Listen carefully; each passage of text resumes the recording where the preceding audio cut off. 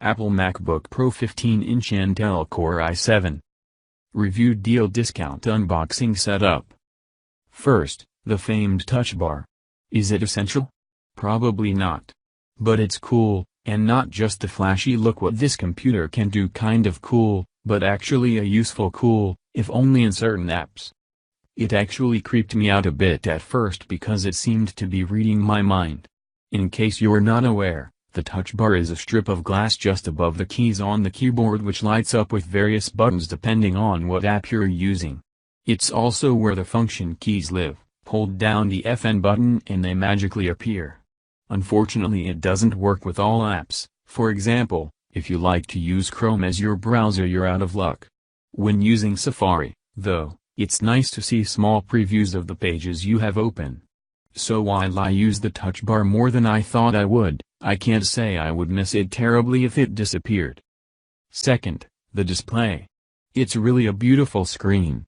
I don't watch movies on my computer, but even just for web browsing and watching videos online I can notice a significant improvement in brightness and clarity compared with my previous MacBook, from 3 years ago. Third, the trackpad is enormous and wonderfully responsive. Unlike my previous Mac, I don't feel like I'm constantly running out of room when dragging my fingers across it. Seems like a little thing, but it makes a big difference. Fourth, the battery life is fantastic, at least for my amount of use. Admittedly I don't use this non-stop all day long, nor do I watch movies on it, but I only have to charge it once per day, and that's more than I can say for my previous MacBook. While the TouchBar is new and the graphics and speed are improved over previous generations, when it comes to overall design, features, and function I can't say this MacBook marks a radical departure from its predecessors.